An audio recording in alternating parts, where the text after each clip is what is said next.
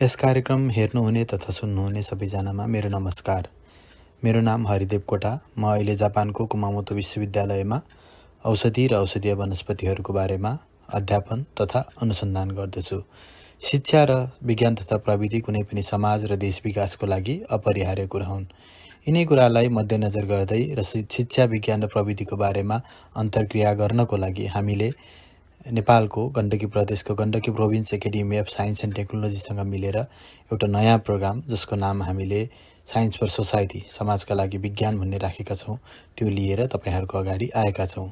हामीले यस कार्यक्रममा देश तथा विदेशमा रहनुभएका विभिन्न विधामा अध्ययन अनुसन्धान र अध्यापन गराइरहनुभएका विज्ञहरूसँग उहाँहरूको अनुसन्धानको बारेमा, उहाँहरूको अनुभवको बारेमा र संक्षिप्तमा नेपालको शिक्षा विज्ञान तथा प्रविधिको बारेमा कुरा गर्नेछौँ।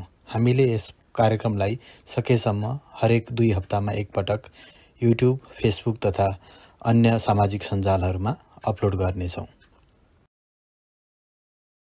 आजको पहिलो कार्यक्रमको अतिथिलाई स्वागत गर्न पाउँदा मलाई धेरै खुसी लागेको छ। उहाँ हुनुहुन्छ प्रोफेसर डाक्टर पुरुषोत्तम बस्नेत, जो अहिले नर्वेको युनिभर्सिटी अफ ट्रोम्सोमा प्राध्यापन र अनुसन्धानमा लाग्नु भएको छ। सरलाई कार्यक्रममा स्वागत छ। नमस्कार। आज सरलाई यस कार्यक्रममा त्यसमा नि पहिलो एपिसोडमा पहिलो अतिथिको रूपमा स्वागत गर्न पाउँदा मलाई धेरै खुसी लागेको छ। र म जस्तै मेरो धेरैजना साथीहरू जो अहिले विभिन्न देशमा अध्ययन अनुसन्धानमा लागेका छौँ, हामीहरूलाई अनुसन्धान भनेको के हो र सँगसँगै अनुसन्धान कसरी गर्नुपर्छ भनेर अनुसन्धानमै लाग्न प्रेरित गर्ने सर हुनुहुन्छ र आज सरलाई यसरी स्वागत गर्न पाउँदा धेरै खुसी लागेको छ। र हामीहरूलाई सरले 2001मा 2001 देखि पोखरा विश्वविद्यालयमा औषधि विज्ञानमा पढाउन सुरु गर्नुभएको हो। त्योभन्दा अगाडि सरले विश्वका धेरै देशहरूमा अध्ययन र अनुसन्धानको अनुभव पनि बटुलिसक्नु भएको थियो र नेपालबाट फेरि अहिले सर नर्वेमा काम गर्दै हुनुहुन्छ। यसको बारेमा सरसँग अलिकति सरको बाल्यकाल, प्रारम्भिक शिक्षा र उच्च शिक्षा र सँगसँगै सरको क्यारियरको बारेमा अलिकति सरसँगबाट हामी सुन्न चाहन्छौँ। Sir please. धन्यवाद। यस्तो कार्यक्रम सुरुवात गरेकोमा सर्वप्रथम डाक्टर हरिप्रसाद देवकोटा ज्यूलाई चाहिँ मेरो चाहिँ सादर आभार प्रकट गर्दछु। र मलाई चाहिँ यसरी इन्टरभ्यू दिने, राम्रोसँग बोल्ने यस्तो चाहिँ कुनै अनुभव पनि राम्रो छैन, त्यस्तो धेरै नलेज पनि छैन। त्यस कारणले गर्दाखेरि मेरो बोल्ने तरिकाहरू चाहिँ अलिक फरक पनि हुन सक्छ, त्यसको लागि म क्षमा चाहन्छु।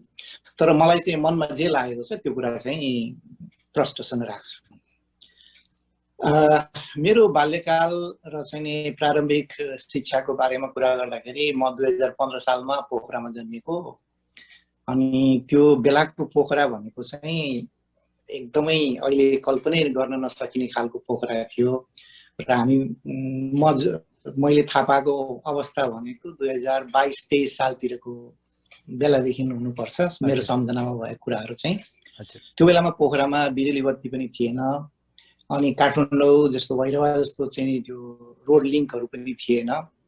एयरपोर्ट चाहिँ थियो, एउटा जहाज चाहिँ नि त्यहाँ बेला बेलामा उडिरहेको थियो र मान्छेहरू काठमाडौँ जाने आउने गरेको चाहिँ हिँडेरै जाने हिँडेरै आउने गरेको भनेर चाहिँ हामी सुन्थ्यौँ। र केही पैसा हुने धनीहरू व्यापारीहरूले चाहिँ हवाईजहाज प्रयोग गर्थे। र त्यस्तै अवस्थामा चाहिँ मेरो प्रारम्भिक शिक्षा पनि सुरुवात भएको हो। र हामी पढ्ने स्कुल भनेको भवन थिएन, मतलब भवन चाहिँ थियो तर त्यो चाहिँ कक्षा कोठा हामी सानो फुच्चीहरूलाई चाहिँ पुग्दैन थियो। हामी चाहिँ बोरा ओछ्याएर रुखको फेदमा बसेर पढ्थ्यौँ। अनि त्यसको 5-6 कोठा भएको भवन, त्यो चाहिँ अलि ठुलाहरूले विद्यार्थीहरूले ओगटेर लिन्थे। र चाहिँ त्यसरी चाहिँ नि खेली चाहिँ कुनै यस्तो दैनिकी नभइकन कुनै होमवर्क पनि हुँदैन थियो। अब त्यही बेला जे भने बुझ्यो भने अब यसरी एक तरिकाले चाहिँ पढ्दै गयौँ र उनीहरूले कक्षा उकालिदिए, पढ्दै गयौँ। त्यसको साँच्चै भन्नु हो भने के पढियो, कसरी पढियो, कुनै अहिलेको जस्तो कुनै त्यस्तो सिस्टम थिएन। त्यो बेलाको एजुकेसन पनि त्यस्तै थियो, शिक्षक र वातावरण पनि त्यस्तै थियो। र चाहिँ यही अवस्थामा पोखरामा त्यो बेलाको अवस्था सम्झँदाखेरि चाहिँ आर्मीको एउटा जिप थियो, हामी रसियन जिप भन्थ्यौँ, अनि भेडी फार्मको एउटा ट्र्याक्टर थियो, रातो ट्र्याक्टर थियो, त्यो बाहेक चाहिँ अरू गोरु गाडाहरू र केही मान्छेहरूको घोडा र पातलो एउटा दुईटा साइकलहरू थिए। र पोखरामा चाहिँ त्यो ढुङ्गाले छापेको बाटो थियो, उबड खाबड त्यो चाहिँ थियो। महेन्द्र पुलको त्यो बजार बनेकै थिएन, महेन्द्र पुलको पुलै बनेको थिएन र चाहिँ नितान्त चाहिँ त्यो काउँ डाँडाको टुप्पाबाट हेर्दाखेरि 100वटा घर 1000वटा जति घर छाप्रो देखिन्थ्यो, एउटा दुईटा टिनको छाना भएको घर देखिन्थ्यो। त्यो अवस्थाको पोखरामा मेरो चाहिँ नि प्रारम्भिक शिक्षा सुरुवात भएको हो। र चाहिँ यसमा चाहिँ मलाई अहिलेसम्म सम्झना के छ भन्दाखेरि यो 2028 सालमा म 10 क्लासको हाजिरी जवाफ प्रतियोगितामा अनि एउटा क्वेसन सोधिएको थियो मलाई, त्यो मलाई अहिलेसम्म याद छ। त्यो बेलामा नेपालको साक्षरता प्रतिशत कति भन्दाखेरि मैले 12% भनेको, अनि ठिक भनेर चाहिँ भनेको चाहिँ याद छ। भनेको अर्थ चाहिँ त्यो बेलामा 2028 सालमा 12% सम्भव त्यो बेलाको सामान्य ज्ञानमा लेखिएको कुरा त्यही थियो। मान्छेले अक्षर पढ्न लेख्न सक्ने अवस्था थियो। र त्यो बेला भर्खर आइएससी, त्यो बेलामा हामी पढ्दाखेरि चाहिँ आइएससी नभनेर त्यो पिसिएल भन्थ्यो, त्यसको चाहिँ प्रोफिसियन्सी सर्टिफिकेट लेभल, त्यो भर्खर खुलेको थियो। 2 वर्ष मभन्दा 2 वर्ष अगाडि खुलेको हो जस्तो लाग्छ, 2030 सालतिर। म चाहिँ 32 सालमा भर्ना भएको। अनि त्यसै अवसरमा त्यो साइन्स पढियो, त्यस्तो पढ्ने पनि थिएन। म चाहिँ त्यस्तो चाहिँ त्यो बेलाको सिचुएसन अनुसार चाहिँ नर्मल विद्यार्थी थिएँ भन्नुपर्छ, एभरेज विद्यार्थी थिएँ। अनि त्यसपछि 2 वर्ष पढेपछि घरको आर्थिक अवस्था अलि त्यति कम राम्रो थिएन। त्यसपछि 2 वर्ष मास्टरी जागिर गरेँ, त्यो विज्ञान र चाहिँ गणित शिक्षक भएर चाहिँ एउटा निम्न माध्यमिक विद्यालयमा पढाएँ त्यही पोखरामै। र चाहिँ त्यसपछि काठमाडौँ पढ्न गएर त्रिचन्द्र कलेजमा पढेँ। र त्रिचन्द्र कलेजमा त्यो बेला 36 सालमा भर्ना भएको। 36 साल भनेको एकदम राजनीतिक उथुल पथुल थियो र चाहिँ कुनै दिन पनि पढाइ हुँदैन थियो र चाहिँ नि हरेक दिन हडताल त्यस्तै मात्रै हुन्थ्यो। र त्यो बेलामा मलाई राम्रो सौभाग्य चाहिँ के भयो भने इन्डियन लाइब्रेरीमा बसेर चाहिँ खुब पढ्ने मौका, अध्ययन गर्ने मौका पाएँ। र त्यो बेलामा वेददेखि लिएर संस्कृतदेखि लिएर त्यो चाहिँ नि चाहिने नचाहिने सब कुराहरू पढेँ। त्यो बेलामा बिहान 8 बजे थियो, 8 बजेतिर खुल्थ्यो, अनि बेलुका चाहिँ 6 बजेतिरसम्म खुल्थ्यो जस्तो लाग्छ मलाई। म त्यो बिहानदेखि बेलुकासम्म त्यहीँ बसेर चाहिँ पढ्थेँ।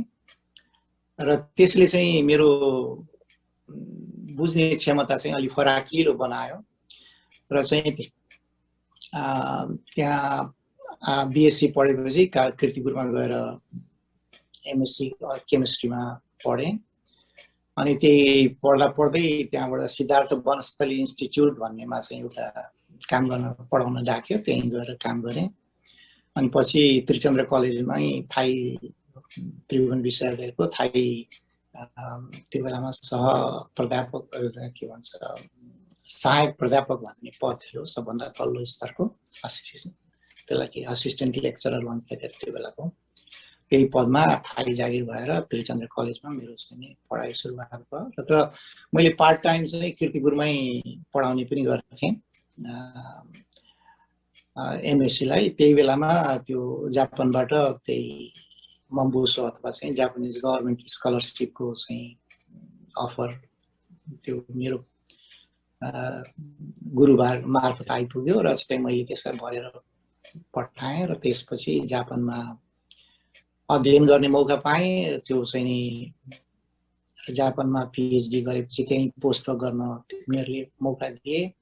र पछि गएर जर्मनीमा फेरि पोस्टडक हुम्बोल्ट फेलोको रूपमा चाहिँ पोस्टडक गर्ने अपर्च्युनिटी आइपुग्यो। र त्यहाँ 2 वर्ष बसेपछि फेरि फर्केर जापानमा सिधै एसोसिएट प्रोफेसरको रूपमा चाहिँ नि काम गर्न उनीहरूले नै डाके र त्यहाँ गएर काम गरेँ 2 वर्ष जति।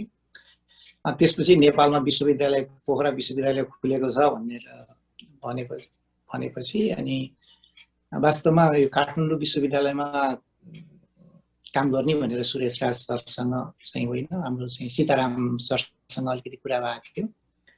अनि उनले आउँछनुहोस् न, हुन्छ नि केही उपाय गरौँला भन्नुभएको थियो। अनि आएपछि पोखरा विश्वविद्यालयमा जाने भन्ने कुरा भयो। त्यसपछि त्यहाँ आएर फार्मेसी कार्यक्रम सुरु गरेको। त्यसमा फार्मेसी पनि 8 वर्ष जति त्यहाँ विभिन्न जिम्मेवारी लिएर काम गरेँ र चाहिँ त्यहाँ पनि अब राजनैतिक उथल पुथल भयो।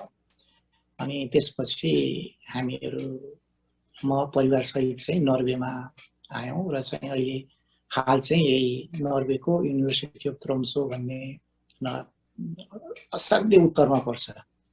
नर्वेको पनि नर्वे सबैभन्दा उत्तरमै पर्ने देश हो। त्यसमध्ये यो चाहिँ नि अझ उत्तरमा पर्ने ट्रोम्सो भन्ने ठाउँ छ, त्यहाँ चाहिँ अहिले म कार्यरत छु।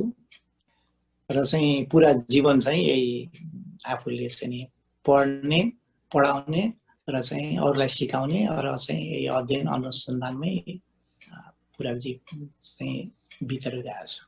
मेरो बारेमा चाहिँ यही हो सबै कुराहरू छ। हजुर, धन्यवाद सर। अब सरले अघि कुरा गर्नुभयो सर 10 कक्षामा पढ्दाखेरि नेपालको साक्षरता प्रतिशत लगभग 12% थियो भनेर, र अहिले लगभग त्यसको 50 वर्ष पछाडि अहिले हामी लगभग 70%, मलाई पनि एक्ज्याक्ट अहिले डाटा थाहा भएन, हामी लगभग 70%सम्मको साक्षरतामा पुग्यौँ होला। र त्यो सँगसँगै सरले यो बिचमा संसारको राम्रो मानिने शिक्षण संस्था र सँगसँगै अनुसन्धान संस्थाहरूमा पनि काम गर्नुभयो।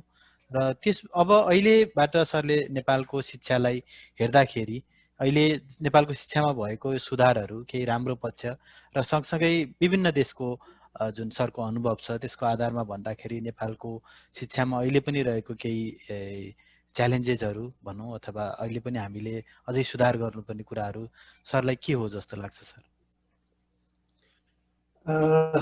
मैले चाहिँ नि अब आम मान्छेहरूसँग अथवा इभन चाहिँ नि विद्वत वर्गहरूसँग अथवा चाहिँ राजनीतिज्ञहरूसँग विभिन्न अवस्थामा छलफल गर्दाखेरि पाउने कुराहरू चाहिँ के छ भन्दाखेरि एजुकेसन अनि इन्फर्मेसन र नलेज, यो तीनवटा कुराहरू जुन छ यो चाहिँ असाध्यै फरक कुरा हो भन्छु म चाहिँ, मलाई चाहिँ। तर सबैले चाहिँ धेरैले चाहिँ यसलाई एक ठाउँमा उभ्याउने गर्छन्। जस्तो चाहिँ नि एडुकेटेड पर्सन भन्नु र चाहिँ इन्टेलिजेन्ट पर्सन भन्नुमा एकदमै फरक कुरा हो। हजुर, एडुकेटेड पर्सन भनेको चाहिँ एक किसिमको अभ्यास गराउने हो, अनि इन्टेलिजेन्ट पर्सन भनेको चाहिँ त्यो आफ्नै एक किसिमको विवेक हुन्छ, जो चाहिँ अब हलो जोत्ने हलीमा पनि त्यो किसिमको एउटा इन्टेलिजेन्ट हुन्छ, त्यो क्यापासिटी हुन्छ।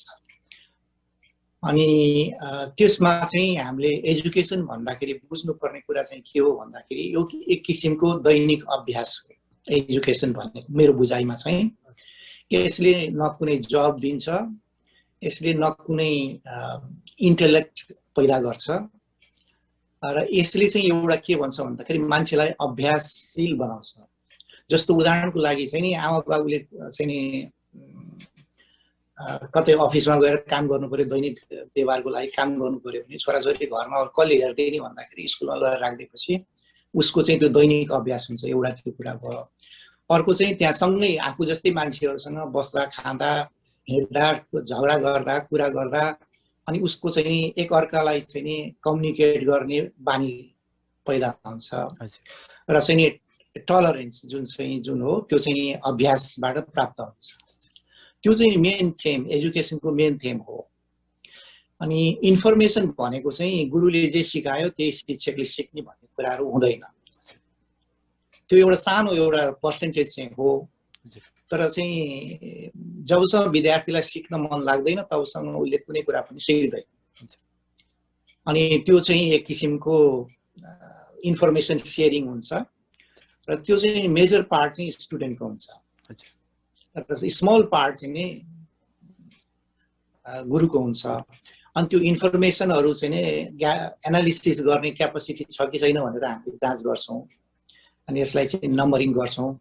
त्यो चाहिँ नि मेजर एजुकेसनको चाहिँ नि एउटा प्रोसेस हो। संसारभरि यस्तै हुन्छ। अब त्यसको विभिन्न तरिका मोडलहरू होला, तर चाहिँ इन जनरल चाहिँ यो चाहिँ नि एजुकेसनको फिलोसफी भनेको चाहिँ टलरेन्स बनाउने र चाहिँ यसलाई चाहिँ इन्फर्मेसनको एउटा सानो पार्ट टिचरबाट सेयर गर्ने, ठुलो पार्ट विद्यार्थीले आफूले डेभलप गर्ने र त्यसलाई एनालिसिस गर्ने। र चाहिँ यो बिचमा चाहिँ विद्यार्थीको आफ्नै किसिमको गुण हुन्छ जसलाई चाहिँ इन्टेलेक्चुअल क्यापासिटी भन्छु म चाहिँ। जस्तो कि अब हामीले एकै किसिमको तरिकाले सिकाउँदाखेरि पनि विद्यार्थीहरू फरक फरक किसिमको हुन्छ। किन हुन्छ भन्दाखेरि तिनीहरूको चाहिँ इन्टेलेक्चुअल क्यापासिटीहरू फरक हुन्छ। त्यसले गर्दाखेरि यस्तो फरकताहरू, विविधताहरू आउँछ र चाहिँ अब हाम्रो सिस्टमले चाहिँ त्यसलाई एउटै बनाउने प्रयत्न गर्छौँ, तर यो विविधता चाहिँ कायम रहिरहन्छ। म आफूलाई भाग्यमानी किन ठान्छु भन्दाखेरि मैले चाहिँ नि नर्सरीदेखि पिएचडी सम्मको चाहिँ विभिन्न अवस्थाको विद्यार्थीहरूसँग फेस गर्ने मौका पाएको छु, उनीहरूसँग सङ्गत गर्ने मौका पाएको छु। र त्योदेखि बाहेक चाहिँ नि मैले चाहिँ अब नेपालमै पनि आफैले पढेँ र अरूलाई पनि त्यहीँको सिस्टमभित्र बसेर पढाएँ। अनि जापान जस्तो एउटा विकसित देशमा गएर त्यहाँबाट सिक्ने मौका पाएँ। र त्यो मात्रै नभएर युरोपको चाहिँ जर्मनीमा बसेर 2 वर्ष तिनीहरूको अध्ययन, अनुसन्धान र त्यस्तो चाहिँ कलाहरू सिक्ने मौका पाएँ। यसमा मलाई नेपालको चाहिँ सबैभन्दा कमजोरी पक्ष चाहिँ मलाई के लाग्छ भन्दाखेरि पङ्क्चुअलिटी चाहिँ असाध्यै हामी पोर छौँ। इन्फर्मेसनमा हामी तगडा छौँ, त्यसमा कुनै उ छैन। अनि एजुकेसनको जुन सिस्टम हो, हामीले अभ्यास गराउनु पर्ने हो, त्यसमा पङ्क्चुअलिटी, विद्यार्थीहरूमा पङ्क्चुअलिटी असाध्यै कमजोर छ। विद्यार्थीमा भनेको अर्थ सिस्टममा, अब जो टिचरै त्यस्तै छ, एडमिनिस्ट्रेसनै त्यस्तै छ होइन, आज नभए भोलि गरे हुन्छ नि भन्ने किसिमको एउटा त्यो छ। त्यो एक असाध्यै ठुलो कमजोरी हो एजुकेसनको। अनि दोस्रो चाहिँ नि सेड्युल अनुसार काम नगर्ने। अनि जस्तो कि कुनै सेड्युल बनायो भने त्यो सेड्युल अनुसार चाहिँ नि भइहाल्छ नि, गरिहाल्छु नि, असाध्यै सजिलोसँग लिने र अन्त्यमा आएर चाहिँ नि यसले भोलि गरे हुन्न भन्ने यो चाहिँ व्यापक सम्भावना छ। त्यो व्यापक चाहिँ विद्यार्थीहरूकोमा त्यो भावना छ र सिकाइन्छ पनि त्यसरी नै। अनि अर्को थर्ड पोइन्ट भनेको चाहिँ नि यो अनेस्टी एन्ड कम्प्लिसन टास्क, मलाई म भन्छु यसलाई होइन। कुनै पनि कामहरू चाहिँ फत्ते गर्नको लागि चाहिँ अनेस्टी चाहिँ छैन। मेरो भोगाइ चाहिँ त्यस्तो छ, आफूले सिकेको पनि। अनि त्यो कुरा चाहिँ नि जापानमा आएपछि असाध्यै फरक छ। यो एजुकेसनको एउटा पार्ट हो होइन, यो अभ्यासको, एजुकेसन भनेको मैले अभ्यास भन्छु यसलाई होइन। किनभने इन्फर्मेसनमा चाहिँ नेपालीहरू कमजोर छैन। त्यो इन्फर्मेसन ग्यादरिङ गर्नेमा चाहिँ नि तगडा छ उनीहरूले। त्यो चाहिँ नि व्यक्तिगत होस् अथवा चाहिँ नि किताबी इन्फर्मेसन होस् अथवा चाहिँ सामाजिक इन्फर्मेसन हो, नेपालीहरूको चाहिँ ठुलो लगाव छ त्यसमा र त्यो उनीहरू चाहिँ तगडा छन्। तर यसको एजुकेसनको जुन जग हो, यो 3वटा कुराहरूमा चाहिँ मैले असाध्यै कमजोर देख्छु। त्यस हुनाले चाहिँ जस्तो मैले फेस गरेको चाहिँ जस्तो पछिल्लो अवस्थामा पोखरा विश्वविद्यालयमा आएर हेर्दाखेरि, अब पहिला पढाउँदाखेरि त विदेशको अनुभव थिएन। पोखरा विश्वविद्यालयमा आएर पढाउँदाखेरि चाहिँ अब विद्यार्थीहरूलाई कुनै कामहरू चाहिँ होमवर्कहरू, टास्कहरू अथवा चाहिँ कुनै प्रोजेक्ट वर्कहरू चाहिँ नि मैले ख्याल गरेर भन्थेँ 10 दिनमा सक्छौ नि भनेर भन्दाखेरि एकदम सक्छौँ सर भन्थ्यो। ल ठिक छ, 10 दिन भयो, 20 दिन मैले समय दिएँ, यो चाहिँ रिपोर्ट चाहिँ मलाई यसरी दिनुपर्छ नि, तिमीले 20 दिनमा सक्छु भनेको छ, 10 दिनमा सक्छु भनेको छ होइन नि, हो ल 20 दिन दिएँ। अनि 20 दिन छ भनेपछि उनीहरू चाहिँ नि छ नि त, अब आजै यो हप्ता त गर्नै परेन, अर्को हप्ता हेरौँला भनेर वास्ता नगर्ने होइन। अनि अन्त्यमा आएपछि चाहिँ सर यस्तो मलाई यस्तो पर्यो उस्तो पर्यो, अनि त्यसले भएन उसले भएन, आमा बिरामी भयो अथवा त्योदेखि ल्याएर विभिन्न त्यो कारण देखाएर चाहिँ त्यो समय लम्ब्याउन खोज्ने यो स्थिति चाहिँ हाम्रो चाहिँ अब प्रोजेक्टहरुमा नि छ, डेभलपमेन्टल त्यो एक्टिभिटिजहरुमा पनि छ हैन। लम्बिन्छ नि त अलिकति भन्ने, यो सजिलोसँग लिने, त्यो चाहिँ हाम्रो एजुकेसनमा चाहिँ ठुलो चाहिँ नि मलाई लाग्छ ठुलो चाहिँ यो खाडल छ पश्चिमा यो युरोपियन देशहरुसँग र चाहिँ जापानिजहरुसँग कम्पिट गर्न सक्नुमा एउटा चाहिँ त्यो, अनि त्यो पार्ट चाहिँ हामीले फुलफिल गर्न सकिरहेका छैनौं। हाम्रो एजुकेसनको मुख्य चाहिँ कमजोरी भनेको त्यो हो जस्तो लाग्छ मलाई। र चाहिँ अरु त्यो बाहेक अरु जस्तो इन्फर्मेसनको लागि चाहिँ हामीहरू चाहिँ विश्वमा सबैसँग इक्वली कम्पिटेन्ट छौँ। त्यसमा चाहिँ म कुनै कमजोरी देख्दिनँ। मलाई जस्तो लाग्छ एजुकेसनमा हामीले आमूल सुधार गर्नु पर्ने भनेको चाहिँ पङ्क्चुअलिटी, शेड्युल्स वर्क र चाहिँ नि honesty to the completion of the schedule, यो 3 कुरामा चाहिँ सुधार गर्नुपर्छ। हजुर सर, अनि पछाडि हामीहरूसँग अहिले जति पनि रिसोर्स मेटेरियलहरू छ अथवा इन्फर्मेसन छ, सिलेबसहरू छ, त्यो भन्दा पनि हाम्रो आफ्नो व्यवहार सायद त्यो त सायद शिक्षामा मात्रै नभएर दैनिक काममा पनि इभन कतिपय किसिमको सरकारी कार्यक्रममाहरू पनि सायद त्यो युज हुन्छ होला। हामीले सायद त्यसमा सुधार गर्न सक्यौँ भने। र सँगसँगै सरलाई अलिकति नेपालको अब हामीलाई नै सरले पनि औषधि विज्ञान प्राविधिक शिक्षाको बारेमा शिक्षा पनि दिनुभयो र सँगसँगै अनुसन्धान गर्न पनि सिकाउनु भयो र सरहरूले नै सिकाएको त्यो स्किलले अहिले हामी पनि त्यसलाई नै लिएर काम गर्दैछौँ। र सरसँग अलिकति अब यो प्रारम्भिक शिक्षा भन्दा पनि अलिकति युनिभर्सिटी लेभलको टेक्निकल एजुकेसनको बारेमा सरको अलिकति सरको विचार जान्न पाए। टेक्निकल एजुकेसन भन्नाले म चाहिँ पहिला अलिकति व्यवहारिक शिक्षाको बारेमा अलिकति एक दुई लाइन बोलौँ होइन। व्यवहारिक शिक्षा भन्नाले चाहिँ जस्तो हाम्रो सिटिभिटी भनेको एउटा राम्रो त्यो भिजन अनुसार चाहिँ इस्टाब्लिस भएको चाहिँ हो होइन। त्योलाई चाहिँ म टेक्निकल एजुकेसन भन्छु। त्यो भनेको चाहिँ के भन्दाखेरि हामीलाई दैनिक आवश्यकता के छ, अब घरलाई चाहिँ नि छानो हाल्नु पर्यो होइन, त्यसको लागि व्यवहारिक ज्ञान, घर चाहिँ धाराको पाइप जोड्नु पर्यो त्यसको लागि व्यवहारिक ज्ञान, अब चाहिँ बिजुलीहरू जडान गर्नु पर्यो अथवा कपाल काट्नु पर्यो, यस्तो किसिमको यो चाहिँ एक किसिमको ट्रेनिङ हो, साधारण ट्रेनिङ र चाहिँ एउटा लक्षित ट्रेनिङ। जस्तो हेयर ड्रेसर बन्नु छ भने हेयर ड्रेसरको चाहिँ सर्टेन अवधिको चाहिँ 6 महिना 1 वर्ष कति हुनसक्छ होइन, त्यसको लागि एक किसिमको तालिम लिने। यस किसिमको टेक्निकल एजुकेसन यसलाई चाहिँ मध्यम स्तरमा काम गर्ने एउटा जनशक्ति उत्पादन गर्ने उद्देश्यले स्थापना भएको एजुकेसनहरू छ। र यो एजुकेसनको उद्देश्य भनेको चाहिँ दैनिक जे आवश्यकता छ त्यसको लागि स्किल म्यान पावरहरू डेभलप गर्ने भन्ने छ।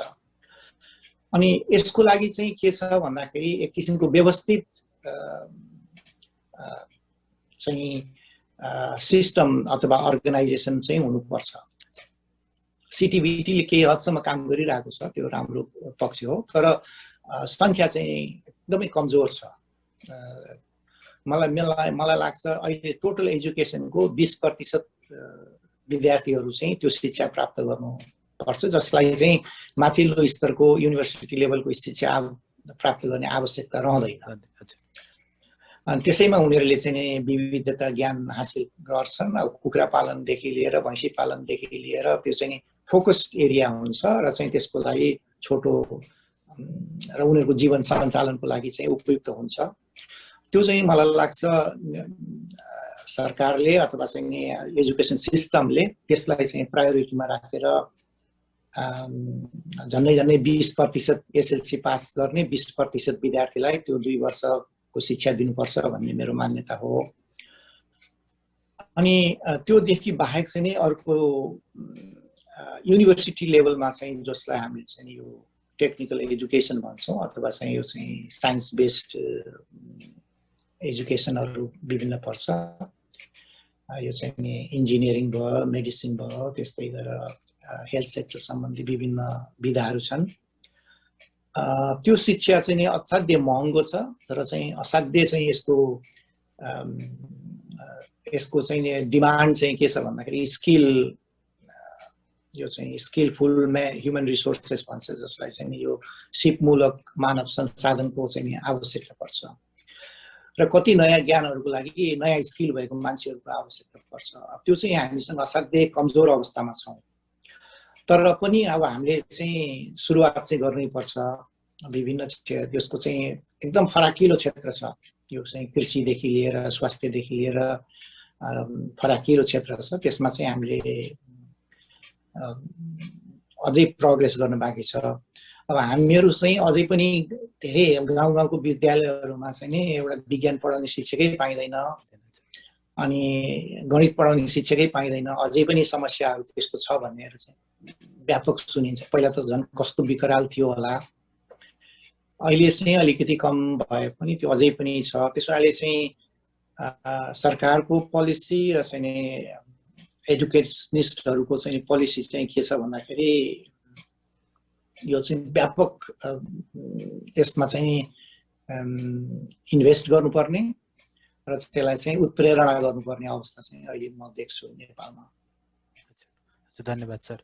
अब अलिकति अब शिक्षा सँगसँगै अनुसन्धानको कुरा गर्दाखेरि सरले नेपालमा गर्नुभएको अनुसन्धान आजभन्दा लगभग 30-35 वर्ष अगाडि अनुसन्धान गर्नुभयो। त्यसपछि उच्च शिक्षाको लागि जापान, जर्मनीमा र अरू देशमा पनि जुन अनुसन्धान गर्नुभयो सरले, यो भनौँ 30 देखि 40 वर्षको बिचमा हेर्दाखेरि नेपालको अनुसन्धानले अब कति संस्थाहरूमा त राम्रो अनुसन्धान गर्नेहरू पनि हुनुहुन्छ। अनुसन्धानको यो शिक्षा मात्रै नभएर शिक्षा सँगसँगै अनुसन्धानमा कतिसम्म हामीहरू विकास गर्न सक्यौँ जस्तो लाग्छ सरलाई? प्रतिदिन प्रगति चाहिँ भइरहेको छ, त्यसमा कुनै शङ्का छैन। नेपालले एउटा किसिमले फड्को मारेको छ होइन, जस्तो हरेक विधामा हरेक क्षेत्रमा निकै प्रगति गरेको छ, त्यसमा चाहिँ कुनै शङ्कै छैन। तर हामीहरूको जग चाहिँ त्यति म चाहिँ राम्रो ठान्दिनँ। मैले भने अघि पनि मेन्सन गरेँ 3वटा पोइन्टहरू होइन। पङ्क्चुअलिटीमा चाहिँ असाध्यै कमजोर छौँ, अनि सेड्युल बनाएर हामीहरू काम गर्दैनौँ, जे अगाडि आउँछ त्यो काम गर्छौँ। र अर्को चाहिँ नि यो कुनै पनि टास्क कम्प्लिट गर्नमा चाहिँ अनेस्ट छैन। मैले जनरल कुरा गरिरहेको छु, 1-2 जना अर्कै होलान्। त्यो कारणले गर्दाखेरि हाम्रो ओभरअल रिसर्चको अवस्था चाहिँ एकदम कमजोर छ। यसमा रिसर्च गर्नलाई ठुल्ठुलो इक्विपमेन्ट चाहिने यस्तो कुरा चाहिँ होइन, त्यो चाहिँ एकदमै फरक तरिका हो। रिसर्च भनेको चाहिँ तरकारी पकाउँदा पनि अचार बनाउँदा पनि रिसर्च गर्दा हुन्छ। मोमोको अचार कसरी राम्रो बनाउने भनेर रिसर्च गरे हुन्छ, त्यो असाध्यै उपयोगी रिसर्च हुन्छ। मोमो चाहिँ सबैलाई खान मनपर्छ होइन, अब त्यसको अचार चाहिँ के गर्दा मिठो हुन्छ भन्ने कुराहरू चाहिँ अनुसन्धान गरे हुन्छ होइन। कति घन्टा बनाएपछि कति घन्टा राख्दाखेरिसम्म त्यसको स्वाद चाहिँ मिठो हुन्छ होइन। अब यस्तो कुराहरू चाहिँ असाध्यै उपयोगी हुन्छ। यस्तो रिसर्च गर्न असाध्यै चाहिँ सबैले गरेका पनि छन्। त्यो घरमा काम गर्ने गृहिणीले यो हरेक चाहिँ त्यो रिसर्च गरेको हुन्छ। र चाहिँ त्यो मात्र नभएर त्यो हामीलाई गाउँघरतिर चाहिँ त्यो के भन्छ, यो हँसिया हाँसीहरू बनाउने चाहिँ त्यो कामीहरू जुन छन् होइन, उनीहरूको असाध्यै स्किल छ। त्यो चाहिँ त्यो दैनिक अनुसन्धान गरेरै प्राप्त गरेको त्यो स्किल हो है। अब यस्ता कुराहरू चाहिँ लिपिबद्ध चाहिँ छैन। त्यो रिसर्च भनेर जुन उनीहरूले चाहिँ नि एनालिसिस गरेको हुन्छ, व्यक्तिगत त्यो आफ्नै इन्टेलिजेन्स छ, त्यो अक्षर पढ्नु पर्दैन यस्तो कामहरूको लागि। र चाहिँ तर त्यसको अक्षर नपढेको हुनाले उनीहरूको डिसएडभान्टेज भनेको लिपिबद्ध हुँदैन। जस्तो कुनै आइमै मान्छेको त्यो तरकारी पकाउँदाखेरि असाध्यै राम्रो स्किल हुन्छ, सेलरोटी बनाउँदाखेरि भनौँ होइन, त्यो सबै एक किसिमको चाहिँ इन्टेलेक्ट हो, त्यो चाहिँ इन्टेलिजेन्स हुन्छ। र चाहिँ त्यसले गर्दाखेरि त्यो रिसर्च भनेको चाहिँ ठुल्ठुलो विश्वविद्यालयमा बसेर लिटरेचर चाहिँ के भन्छ विदेशी लिटरेचर पढेर त्यो गर्ने भनेर म चाहिँ मान्दिनँ। त्यस्तो चाहिँ होइन। के चाहिँ आवश्यक पर्छ आफूलाई त्यो ठाउँमा, त्यसको लागि चाहिँ नि कसरी इम्प्रुभ गर्ने हो भन्ने कुरा चाहिँ मुख्य चाहिँ अनुसन्धानको चाहिँ पाटो हो। जस्तो अहिले हाम्रो गाउँघरमा कोदालीले खन्ने चलन छ होइन। कोदालीको आकार चाहिँ र चाहिँ धार चाहिँ कस्तो बनायो भने, बिड चाहिँ कस्तो बनायो भने बढी खन्न सकिन्छ त भन्ने रिसर्च गर्दाखेरि अहिले नेपालको चाहिँ ठुलो जनसङ्ख्यालाई त्यो चाहिँ लाभदायक हुन्छ। अनि जस्तो चाहिँ यस्तै चाहिँ अब विभिन्न तरिकाको चाहिँ उदाहरणको लागि चाहिँ जस्तो तोरीको तेलमा चाहिँ नि पाइने ओमेगा 3 चाहिँ नि बढी छ, सूर्यमुखीको तेलमा भन्दा बढी छ भनेर चाहिँ अनुसन्धानबाट पुष्टि भयो भने तोरीको तेल खानु चाहिँ फाइदा छ है भनेर भनिदिनु चाहिँ एक किसिमको रिसर्च भयो होइन। र यी सबै कुराहरूको लागि विश्वविद्यालयमा आइपुगेपछि हामीले चाहिँ मुख्य सिकाउने भनेको चाहिँ के भन्दा प्रेरणा चाहिँ के दिनु पर्यो भन्दाखेरि यस्ता व्यवहारिक जुन चाहिँ नि अति उपयोगी छ दैनिकमा, जस्तो अचार बनाउने तरिका छ होइन, यो चाहिँ असाध्यै उपयोगी तरिका हो।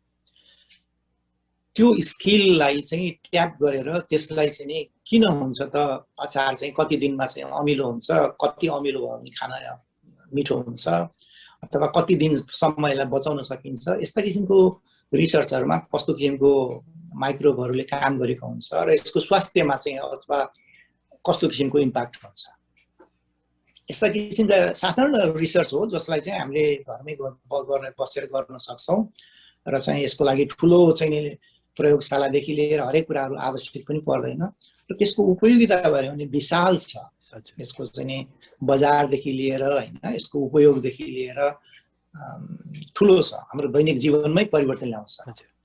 त्यस कारणले हामीले रिसर्च भनेको त्यस्तो किसिमको काम गर्नु पर्यो र हामीले विश्वविद्यालयमा यङ माइन्डलाई चाहिँ सिकाउने कुरा चाहिँ के भन्दाखेरि लिपिबद्ध गर्ने र त्यो लिपिबद्ध गरेको कुरा संसारले कसरी बुझ्ने भनेर एउटा तरिकाहरू सिकाइदिन्छ र मेथोडोलोजीदेखि लिएर होइन त्यसको प्रेजेन्टेसन स्टाइलदेखि लिएर यी कुराहरूको चाहिँ नि नियमित अभ्यास गराउने काम चाहिँ विश्वविद्यालयको हो र त्यसका गुरुहरूले चाहिँ उनीहरूलाई चाहिँ त्यस्ता चाहिँ असाध्यै चाहिँ जुत्ताको तना कसरी बाँध्ने होइन कति संसारमा कति किसिमले बाँध्छन्देखि लिएर यस्ता कुराहरू चाहिँ टाक चाहिँ कस्तो लगाउँदाखेरि राम्रो हुन्छ भन्ने कुराहरूको अनुसन्धान गराउनु चाहिँ नि बढी उपयोगी हुन्छ। यो चाहिँ ठुल्ठुला मेसिनहरूसँग साक्षात्कार गराउनु चाहिँ रिसर्च चाहिँ म चाहिँ मान्दिनँ है। यो काममा चाहिँ नेपालमा अलि म चाहिँ कमजोरै भएको देख्छु होइन। जस्तो जापानकै भन्यो भने पनि कतिपय रिसर्चहरू चाहिँ सानो सानो चाहिँ नि जस्तो एउटा कुनै पदार्थलाई चाहिँ सोलुबल गर्नलाई चाहिँ कसरी जस्तो सोलुबल गर्न सकिन्छ भन्ने किसिमको अनुसन्धान चाहिँ उपयोग हुन्छ है। कसलाई घुलाउने भनेर त्यो के गर्यो भने बढी घुल्छ भने, किनभने त्यो घुलेपछि त्यसको चाहिँ उपयोगिता आउँछ। जस्तो अहिले नेपालमै भनौँ मैले पनि लामो काम गरेको र असाध्यै प्रभावित भएको रिसर्च चाहिँ के भन्दाखेरि अब त्यो बेसार भनेको चाहिँ असाध्यै उपयुक्त वस्तु छ, हामीले चाहिँ नि दैनिक तरकारीमा प्रयोग गर्छौँ। अब त्यसमा कुर्कुमिन भन्ने चाहिँ 3-4% जति पाइन्छ। त्यो अब त्यसलाई चाहिँ नि छुट्याउनु पर्यो भने असाध्यै गाह्रो छ। त्यो चाहिँ अझै चाहिँ संसारकै सबभन्दा ठुलो चाहिँ नि प्रविधि प्रयोग गरे पनि छुट्याउनु सजिलो छैन। अनि त्यो चाहिँ नि के भन्छ अब हामीहरूको विभिन्न किसिमको प्रविधिहरू छ, एचपिएलसी भन्नेदेखि लिएर विभिन्न किसिम गर्दाखेरि पनि त्यो छुट्याउन सजिलोसँग छुट्याउन सकिन्न। त्यही भएर त्यो कुर्कुमिन भन्ने असाध्यै महँगो हुन्छ। अब त्यसलाई चाहिँ साधारण तरिकाले चाहिँ नि त्यसलाई छुट्याउन सक्यो भने त्यो चाहिँ असाध्यै महँगोमा बिक्री हुन्छ।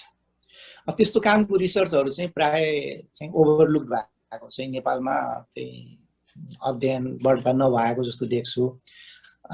त्यस हुनाले यस्ता कुराहरूमा बढी गरेर फोकस गर्नु चाहिँ अहिलेको आधुनिक विश्वविद्यालयहरूको नितान्त आवश्यकता महसुस भएको लाग्छ मलाई। हजुर, धन्यवाद सर। र सँगसँगै अलिकति अब सरले नै सिकाएर म पनि अहिले पनि नेपाल अथवा अरू देशको प्राकृतिक स्रोत त्यसमा पनि विशेष गरेर जडीबुटीहरू त्यो जस्तै वनस्पतिहरूको बारेमा काम गर्छु र सरले पनि लामो समय त्यस विषयमा विभिन्न देशमा काम गर्नुभयो। त्यसको बारेमा कुरा गर्दा अहिले अब नेपालमा धेरै जसो डिस्कसन फोरमहरूमा उठ्ने कुरा भनेको चाहिँ हामीसँग धेरै प्राकृतिक स्रोत छ र त्यसलाई चाहिँ हामीहरूले युटिलाइजेसन गर्न सकेका छैनौँ र सक्यौँ भने चाहिँ यसले समृद्धिमा जोड्छ भन्ने सधैँभरि धेरै तर्फबाट त्यो सुनिन्छ। र तर हेर्दाखेरि अब मैले आफैले पनि जति बेला काम गर्न सुरु गरेँ र त्यो बेलासम्म अहिलेसम्म त्यति धेरै नेपालमै पनि त्यो विषयको अनुसन्धानमा अथवा उपयोगितामा त्यति ठुलो फड्को मारे जस्तो मलाई लाग्दैन। र त्यो नेपाल मात्रै होइन, नेपाल जस्तै अथवा इभन यहाँ जापानमै पनि विकसित देशमै पनि त्यो विषयमा काम गरेर त्यसले एउटा प्रोडक्ट बनाएर फर्मुलेसन बनाएर मार्केट लानसम्म एउटा लामो एउटा जुन स्टेपहरू हुन्छ त्यो पुरा गर्न पनि धेरै स्रोत साधन अथवा त्यो सँगसँगै अनुभव पनि चाहिन्छ। यसको बारेमा सरलाई अलिकति नेपालकै जुन नेपालमा गर्ने रिसर्च गर्ने बेलामा हामीहरूले कतिसम्म यो प्राकृतिक स्रोतहरूको बारेमा अनुसन्धान गर्न सक्छौँ र त्यसलाई चाहिँ कसरी हामीले एउटा समाज अथवा देशको विकासमा त्यो रिसोर्सहरूलाई हामीले युज गर्न सक्छौँ भन्ने बारेमा सरको अलिकति अनुभव र सरको विचार सुनाइदिनु। यसमा निरन्तर रिसर्च पहिला पनि भएको थियो, अहिले पनि भइरहेको छ र चाहिँ भविष्यमा पनि यो निरन्तर रिसर्च चाहिँ भइरहेकै छ र चाहिँ ठुलो प्रभाव पनि पारेको छ। जस्तो चाहिँ नि लाई चाहिँ त्यो जुम्लाको मार्सी धानदेखि लिएर आलु चाहिँ को चाहिँ विकासदेखि लिएर यस्ता कुराहरूमा ठुलो ठुलो चाहिँ खाद्य पदार्थमा ठुलो इम्प्याक्ट पर्छ वास्तवमा अरू भन्दा। यस्तो अनुसन्धानहरू भइरहेको छ। अब जस्तो उदाहरणको लागि मैले फेस गरेको एउटा चाहिँ सानो भनौँ, मैले पिएचडी पनि एउटा गरेको चाहिँ के भन्छ यो जापानिज भाषामा सेम्बुरी भन्छ। त्यो चाहिँ हाम्रो चाहिँ यो चाहिँ स्वेर्चिया चिराइतो नेपालमा चाहिँ चिराइतो भन्छ हैन। अब यो चाहिँ विभिन्न चाहिँ जस्तो स्याम्पूमा प्रयोग हुने कपालको राम्रो बनाउनको लागि र चाहिँ नि अब यो जेन्चेनिसिया फ्यामिली भएको हुनाले यसको चाहिँ नि त्यो लिभर टनिकको रूपमा चाहिँ युरोपमा धेरै लामो समयदेखि प्रयोग भइरहेको त्यही त होइन, त्यस्तै किसिमको वनस्पतिहरू। अब यसको अब हामीले विश्वविद्यालय लेभलमा काम गर्ने भनेको चाहिँ एउटा प्लेटफर्म दिने हो र चाहिँ त्यसको चाहिँ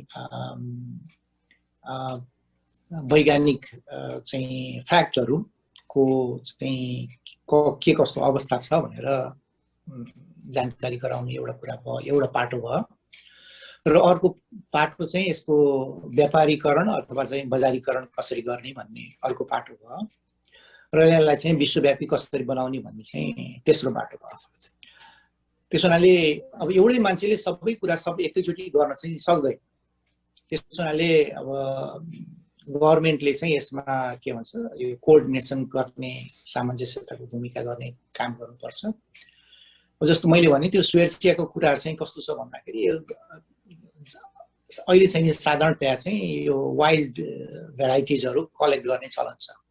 उनीहरूले त्यो केही मान्छेले ठेकेदारले गएर पैसा दिन्छ, मलाई यति किलो चाहियो अथवा यति बोरा चाहियो भनेर भनेपछि त्यो गाउँको मान्छेहरूले चाहिँ गएर चाहिँ त्यो जम्मा गरेर ल्याइदिन्छ र अनि उसले चाहिँ त्यो अर्कोलाई ट्रान्सफर गर्छ, अर्कोले अर्कोलाई ट्रान्सफर गर्छ। यो चाहिँ त्यसरी चाहिँ नेपालको चाहिँ एउटा गाउँ हुँदै जिल्ला हुँदै अनि इन्डियामा गएर जम्मा हुन्छ, इन्डियाले चाहिँ संसारभरि फिजाउँछ। त्यस्तो किसिमको व्यवस्था छ अहिले र चाहिँ अब त्यसले चाहिँ हामीले खास फाइदा पाउन सकिरहेको चाहिँ छैन। अब यो चाहिँ एक किसिमको व्यापार गर्नेको कुरा भयो। यो चाहिँ मलाई चाहिँ कम ज्ञान छ होइन, कसरी चाहिँ बढी व्यापारीकरण गर्न सकिन्छ अथवा चाहिँ बजारीकरण गर्न सकिन्छ भन्ने कुराहरू। अब त्यसमा पनि अनुसन्धान गर्ने मान्छेहरू छुट्टै पाटोहरू छ। अब हामीले चाहिँ त्यसको गुण दोषहरू कस्तो हुन्छ भनेर चाहिँ अनुसन्धान गर्ने एउटा पाटो हुन्छ र चाहिँ त्यहाँ चाहिँ कस्तो छ भन्दाखेरि अब यो मान्छेले गाउँमा मान्छेले पैसा पाएपछि मैले सुने अनुसारको चाहिँ केही मान्छेहरूले भने अनुसारको चाहिँ उनीहरूलाई चाहिँ यति पैसा दिएपछि अर्को वर्ष झन् धेरै पाइन्छ भनेर त्यो पहिला उम्रिनुभन्दा अगाडि नै ल्याएर चाहिँ जम्मा गरेर राखिदिने त्यो कम्पिटिसन हुन्छ त्यसमा।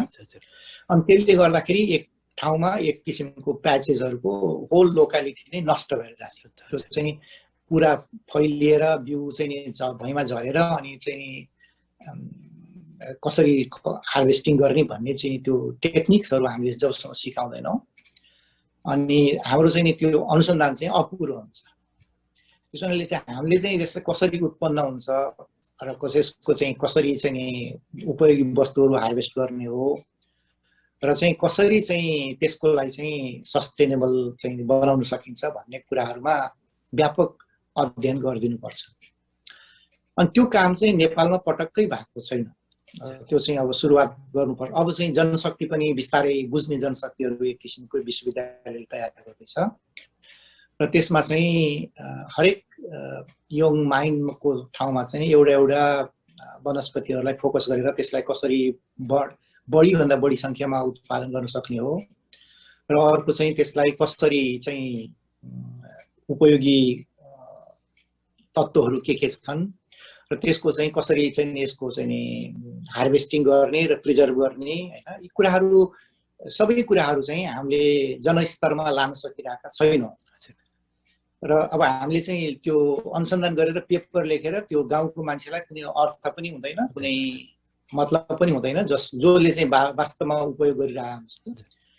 अनि त्यो क्षेत्रमा अब नयाँ विद्यार्थीलाई चाहिँ त्यो क्षेत्रमा पुर्याउनु पर्नेछ र हामीले गरेको अनुसन्धानमा यस्तो यस्तो हो, यो गऱ्यो भने यस्तो हुन्छ, यो गऱ्यो भने यसको फाइदा बेफाइदा र यसलाई कसरी चाहिँ राम्रो बनाउने भन्ने कुराहरू चाहिँ नि तल्लो लेभलमा अथवा चाहिँ नि जो चाहिँ विश्वविद्यालयको विद्यार्थीहरूले चाहिँ नि हाई स्कुलको विद्यार्थीहरूलाई हाई स्कुलको विद्यार्थीहरूले प्राथमिकको स्तरको विद्यार्थीहरूलाई त्यो सिकाउने किसिमको एउटा एजुकेसन सिस्टम चाहिँ नि नेटवर्कहरू एकदम नितान्त जरुरी छ र त्यो भयो भने चाहिँ हामीले हाम्रो जुन नेचरल रिसोर्सेस छ जहिले पनि अब जसले पनि गफ दिँदाखेरि अथवा भाषण दिँदाखेरि अथवा कुरा गर्दाखेरि हामी विश्वको सबैभन्दा धनी भन्छौँ होइन, वास्तवमा त्यो चाहिँ होइन होइन। वास्तवमा विविधता चाहिँ छ, विश्वको त्यस्तो धनी चाहिँ होइनौँ हामीहरूले, त्यो वास्तविकता पनि त्यो बुझ्नुपर्छ। त्यो विविधताको चाहिँ फाइदा चाहिँ हामीले लिन सकिरहेको छैनौँ र चाहिँ अबको जेनेरेसनले त्यसको फाइदामा बढी फोकस गर्नुपर्छ। हजुर, धन्यवाद सर। सरलाई पनि अब यो कार्यक्रमको एउटा प्रमुख उद्देश्य भनेको चाहिँ सर्वसाधारणले पनि बुझ्ने तरिकाले भइरहेको जुन अनुसन्धानको कामहरू हुन्छ अथवा शिक्षाको काम हुन्छ त्यसलाई अलिकति सर्वसाधारणले पनि बुझ्ने खालको होस् भन्ने एउटा यो कार्यक्रम सुरु गर्नुको उद्देश्य पनि हो। र सरले अघि नै पनि भनिसक्नुभयो, अब हाम्रोमा रिसर्च गर्ने, अनुसन्धान गर्ने र त्यसपछि एउटा शोधपत्र लेख्ने, थेसिस लेख्ने, पेपर लेख्ने र त्यसलाई पब्लिस गरिसके पछाडि त्यो अनुसन्धानलाई सफल भएको मान्ने एउटा नेपालमा मात्रै होइन, त्यो कहीँ पनि अब पब्लिकेसनहरू डिग्री लिनको लागि अथवा त्यस्तै खालको लागि पनि चाहिन्छ। तर त्यो सँगसँगै गरिसकेको रिसर्च जस्तो नेपालकै लागि भनौँ, हामीले कुनै गाउँमा गयौँ, त्यहाँको मेडिसिनल प्लान्टको बारेमा अथवा त्यहाँको अरू कुनै रिसोर्सहरूको बारेमा काम गऱ्यौँ भने र त्यसलाई संसारकै राम्रो जर्नलमा पनि पब्लिस गऱ्यौँ भने त्यो जुन हामीसँग जुन रिसर्च आउटपुट हुन्छ अथवा जुन अनुसन्धान नतिजा हुन्छ त्यसलाई फेरि त्यो समाजमा लिएर जानको लागि चाहिँ अब सरले अघि पनि भन्नुभयो माथिल्लो लेभलको स्टुडेन्टहरूले तल्लो लेभलको स्टुडेन्टलाई सिकाउने भनेर, त्यो सँगसँगै अरू कस्तो खालको प्लेटफर्महरू हुनसक्छ सर त्यो समाजमा फेरि त्यो जुन रिजल्टहरू हुन्छ, नतिजा हुन्छ, त्यसलाई लिएर जान र त्यसलाई इम्प्लिमेन्ट गर्नको लागि? समाज भनेको असाध्यै विशाल छ। हाम्रो देश चाहिँ त्यो म चाहिँ भने त्यो 36-37 सालमा काठमाडौँबाट हिँड्दै पोखरासम्म आएको एउटा अनुभव छ। मैले यस्तो विविधता देखेको छु होइन, अनि यो यस्तो विशाल छ। त्यहाँ अब हामीले चाहिँ जुन ठाउँमा बस्छौँ र चाहिँ यो पोखरीको भ्याकुता जस्तो चाहिँ जे देख्छौँ त्यो चाहिँ ठिक हो, सही हो भन्ने हाम्रो जुन सोचाइ छ त्यो चाहिँ नितान्त गलत छ। र चाहिँ हामीले वास्तवमा त्यो चाहिँ जुन विशाल पपुलेसन छ जो चाहिँ गाउँमा बस्छन् उनीहरूको परिधिभित्र हामीहरू पुग्न सके, हामी शिक्षित भन्छौँ जसलाई होइन, उनी पुग्नै सकेका छैन र त्यो पुग्न सक्दैनौँ पनि। हाम्रो सङ्ख्या असाध्यै न्यून छ। जस्तो चाहिँ नि विश्वविद्यालय स्तरको चाहिँ अध्ययन गरेको मान्छेहरू अहिले पनि नेपालमा चाहिँ 1 या 2% भन्दा बढी छैन। त्यो चाहिँ सबै सहर केन्द्रित छ होइन, गाउँतिर असाध्यै न्यून छ, असाध्यै कम छ। त्यो कारणले गर्दाखेरि एकैचोटि हामीले पुर्याउन नसके पनि हाम्रो स्ट्राटेजी चाहिँ के हुनुपर्छ भन्दाखेरि जस्तो विश्वविद्यालयका विद्यार्थीहरूले 1 महिना 2 महिना गएर गाउँको चाहिँ माध्यमिक विद्यालयमा पढाउने र त्यहाँ चाहिँ अनुसन्धानको बारेमा चाहिँ आफूले गरेको अनुसन्धानको बारेमा चाहिँ अब कुनै उनीहरूको यङ माइन्डहरू छ होइन, त्यो सेयर गर्ने। जस्तो चाहिँ 50 वर्षको बुढो चाहिँ प्रोफेसर गएर चाहिँ नि माध्यमिक विद्यालयमा पढाउनु र 18-20 वर्षको चाहिँ नि त्यो यङ गएर पढाउनुमा असाध्यै फरक हुन्छ। प्रभाव चाहिँ असाध्यै ठुलो हुन्छ त्यो विद्यार्थीहरूलाई। अनि त्यस्तै गरेर चाहिँ त्यो भने नि 15-16 वर्षको छिटो गएर अथवा छिटी गएर चाहिँ नि त्यो 4-5 वर्षको बच्चालाई चाहिँ पढाउँदाखेरि तिनीहरूको प्रभाव चाहिँ असाध्यै फरक हुन्छ। जस्तो हामी जस्तो उमेरले गएर पढाउनलाई चाहिँ त्यो प्रभावित हुँदैनन् तिनीहरू। त्यसमा त्यो एज ग्यापहरू छ होइन, त्यो चाहिँ एउटा एजुकेसन सिस्टमभित्र घुसाउनु पर्छ भन्ने मेरो चाहिँ एकदमै ठुलो चाहना थियो मेरो चाहिँ, र मैले अलिअलि प्रयत्न चाहिँ पनि गर्न खोजेको हो होइन। अब तर अब के मिलिरहेको थिएन, त्यसो गर्न सकिएन। त्यसैले त्यो डिसिमेसन गर्ने एउटा चाहिँ सुनौलो तरिका चाहिँ यो हो। जस्तो चाहिँ 20 वर्षको अनुसन्धान गर्ने मान्छेहरूमा मैले सबै कुरा जानेको छु भन्ने जुन भावना हुन्छ, वास्तवमा जानेको हुँदैन। अनि त्यो भावनाले चाहिँ त्यो उसले गाउँमा गएर उसले गर्ने कामहरूले चाहिँ ठुलो प्रेरणा दिन्छ। अनि त्यो प्रेरणाले चाहिँ अरू थुप्रै कामहरू गर्छ। त्यसैले उसले सबै कुरो जान्नुपर्छ भन्ने छैन।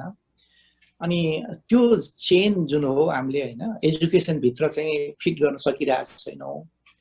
अनि त्यो गाउँका बुढाबुढीहरूले चाहिँ यसले चाहिँ यस्तो सानो केटोले नि यस्तो कुरो जाने रहेछ है, हामीभन्दा जान्ने रहेछ भन्ने किसिमको भावनाहरू आउने त्यो दिनहरू मलाई लाग्छ छिट्टै आउँछ। यो चाहिँ नितान्त जरुरी छ र चाहिँ हामीले अहिले चाहिँ यङ माइन्डहरू चाहिँ भनौँ न जस्तो चाहिँ अहिले घुम्ने चाहिँ प्रचलन नेपालमा पनि आइसक्यो, चाहिँ विभिन्न गाउँमा जाने जस्तो। त्यो जाँदाखेरि 1 हप्ता 2 हप्ता चाहिँ नि त्यहाँको विद्यालयमा पढाइदिने अथवा त्यहाँको विद्यालयको विद्यार्थीसँग बसेर सिक्ने यस्ता किसिमको रुचि चाहिँ क्रिएट गर्नु सक्नुपर्छ होइन, जसमा चाहिँ विश्वविद्यालयले करिकुलमै बनाए हुन्छ नि। अब यस्तो यो जस्तो राम्रो कुरा त अरूको हुँदै हुँदैन। त्यसैले त्यो किताब पल्टाएर पढ्ने पछि जहिले गरे पनि त हुन्छ नि। किताबमा लेखेको चाहिँ अब फार्माकोलोजी अथवा चाहिँ फिजियोलोजी अथवा चाहिँ एनाटोमीको ज्ञान भनेको त जुन बेलामा खोजी गरे पनि हुन्छ त्यो नितान्त। तर यस्तो ज्ञान चाहिँ नि पर्टिकुलर टाइममा गर्नुपर्छ, यस्तो किसिमको अध्ययन चाहिँ जसले चाहिँ अनुसन्धानमा पनि मद्दत पुगोस्। अनि अनुसन्धान भनेको कुनै फिक्स्ड बाउन्ड्री पनि हुँदैन, एरिया पनि हुँदैन होइन। यसको चाहिँ कसरी उपयोगी बनाउने भन्ने कुरा हो। कुनै पनि वस्तुलाई कसरी उपयोगी बनाउने भन्ने, जस्तो कोदोको रोटीलाई चाहिँ अब कसरी खाँदा मिठो बन्छ भनेर चाहिँ अनुसन्धान गरे पनि हुन्छ त्यस्तो होइन। अनि अब त्यो चाहिँ उपयोगी बनाउने कसरी हो भन्ने किसिमको काम गर्नु पर्यो। र यो चाहिँ मलाई लाग्छ आउँदो जेनेरेसनले चाहिँ अलि हाम्रो पुस्ताभन्दा अझ बढी सशक्त भएर आइरहेको छ। मलाई चाहिँ धेरै विश्वास छ यिनीहरूले चाहिँ जस्तो हरिकै पुस्ताहरू अथवा त्योभन्दा अझ यङ पुस्ताहरूले यसमा बढी ध्यान दिनुहोस् भन्ने चाहिँ मेरो आग्रह छ। हजुर धन्यवाद सर। र सँगसँगै लास्टमा सरलाई अलिकति मलाई सोध्न मन लागेको, जो अहिले विशेष गरेर विश्वविद्यालय शिक्षामा अन्डर ग्रेजुएटमा अथवा मास्टर्स गर्दै हुनुहुन्छ र फ्युचरमा एउटा रिसर्चर बनेर म आफ्नो क्यारियर अगाडि बढाउँछु भनेर कुनै एउटा विषय मात्रै नभएर अनुसन्धानमा लाग्नको लागि अहिलेका विद्यार्थीहरूले अहिलेको समयमा आफू स्टुडेन्ट हुँदाखेरि गर्न सक्ने अथवा गर्नुपर्ने कुराहरू चाहिँ सरलाई के हो जस्तो लाग्छ, त्यो अलिकति सल्लाह सुझावहरू दिनुभयो भने। यसमा चाहिँ मलाई चाहिँ यो यङ चाहिँ युवा भाइ बहिनीहरूलाई चाहिँ विशेष गरी भन्नुपर्ने कुरा चाहिँ के छ भन्दाखेरि जीवनमा चाहिँ सबभन्दा उत्कृष्ट बायोलोजिकल्ली मेन्टल्ली एन्ड यो चाहिँ फिजिकल्ली सबभन्दा उमेर भनेको यही चाहिँ नि अन्डर 25 हो। किनभने त्यो बेलामा जति चाहिँ नि शक्ति हुन्छ बुद्धि हुन्छ त्यो जीवनमा अरू कसैको कहिले कहीँ पनि आउँदैन। र जे जति गर्न सक्नुपर्ने हो त्यही बेलामा गर्ने, राम्रो काम पनि नराम्रो काम पनि जे पनि गर्न सक्ने भनेको उमेर पनि त्यही हो।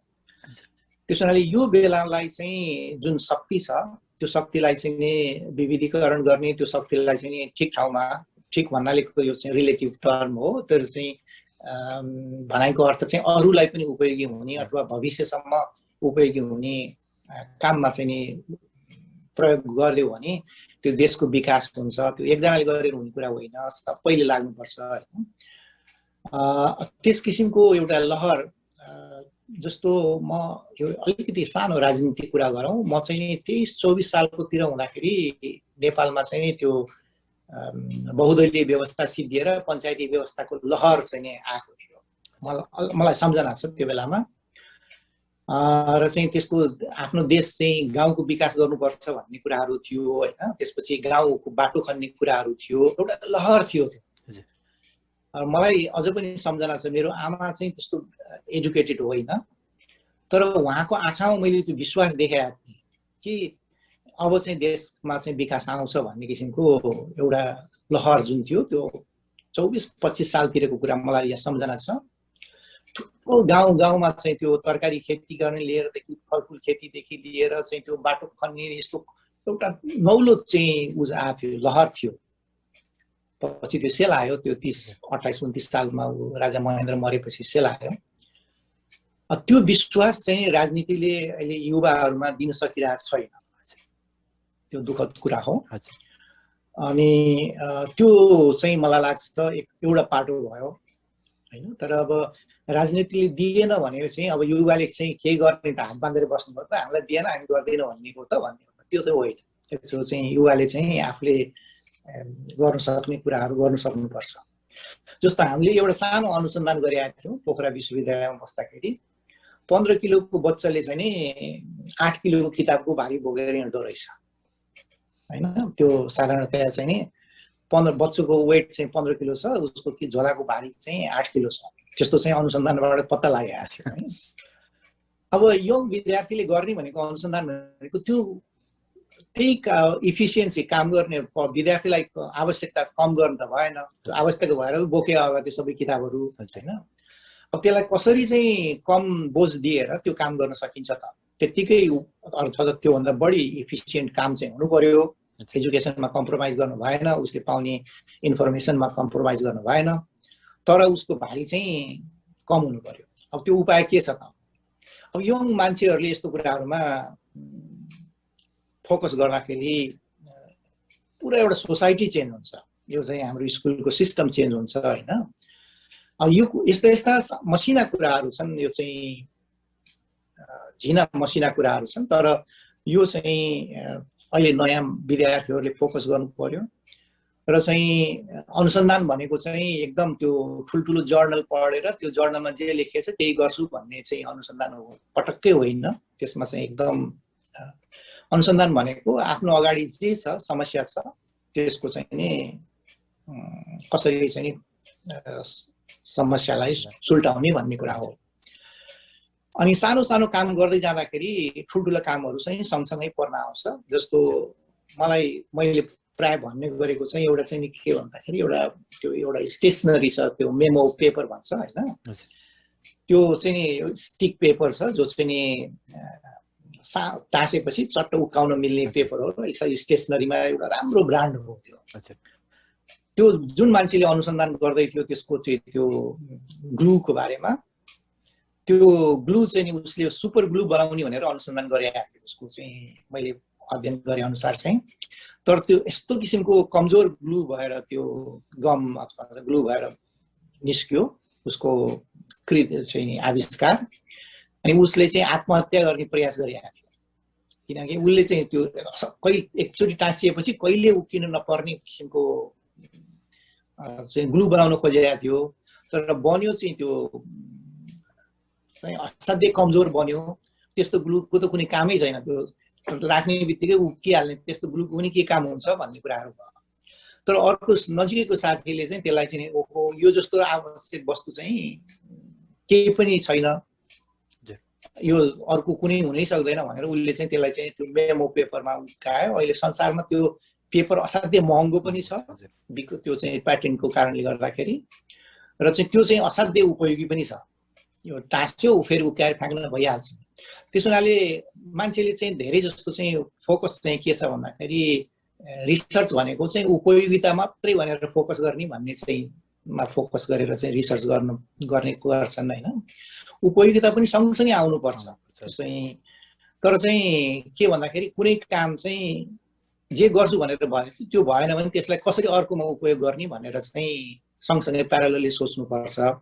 र यङ जेनेरेसनले चाहिँ एउटा के भावना लिनु पर्यो भन्दाखेरि मैले गरेको काम चाहिँ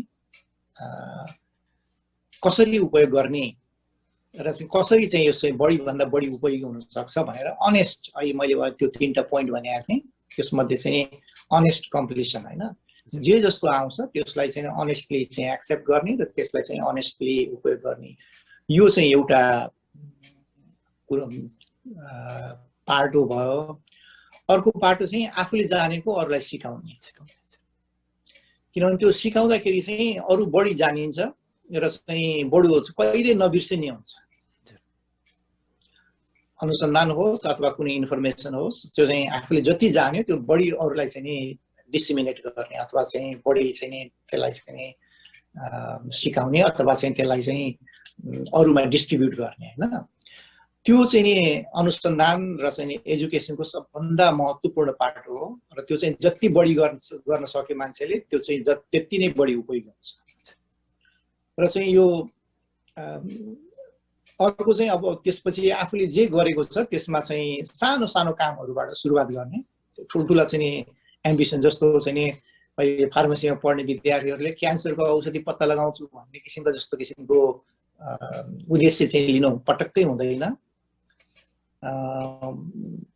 मैले भने त्योभन्दा बेसारलाई कसरी चाहिँ त्यो चाहिँ सस्तो रूपमा चाहिँ नि बनाउन सकिन्छ होइन, त्यो कुरकुमिन छुट्याउन सकिन्छ जस्ता किसिमको जुन चाहिँ आफ्नो अगाडि भएको चाहिँ नि कामहरू चाहिँ गर्नु पर्यो, यसैमा फोकस गर्नु पर्यो। र चाहिँ मेन कुरो चाहिँ विद्यार्थीहरू चाहिँ के हुनु पर्यो भन्दाखेरि अनेस्ट हुनु पर्यो। मैले देखेको चाहिँ एकदमै जे जस्तो अवस्था छ त्यसमा अनेस्ट हुनु पर्यो, किनभने जिन्दगी भनेको असाध्यै कम्प्लेक्स छ। अलि पछि गएर चाहिँ नि घर परिवार हुन्छ, बालबच्चा हुन्छ, त्यसपछि धेरै अरू समस्याहरू चाहिँ नि झेलिन्छ। त्यसैले गर्छु भनेको कामहरू केही पनि गर्न सकिँदैन।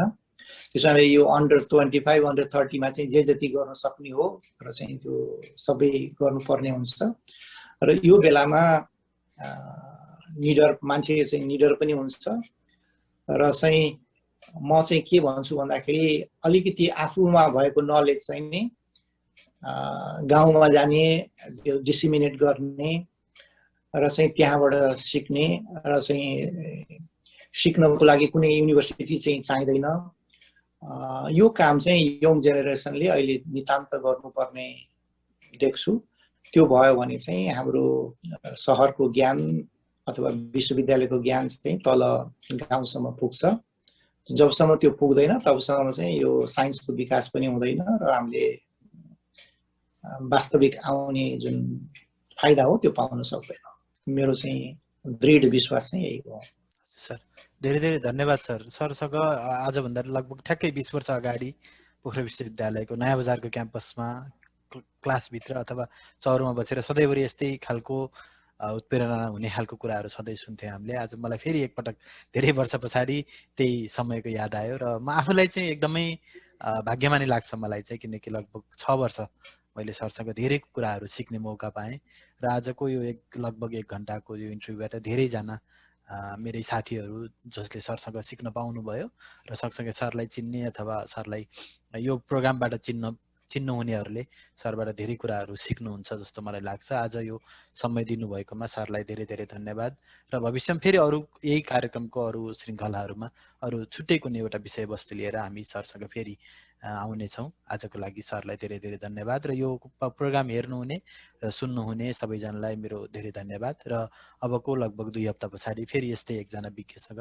हामीले यस्तै खालको कुरा गर्नेछौँ। त्यतिसम्मको लागि नमस्कार।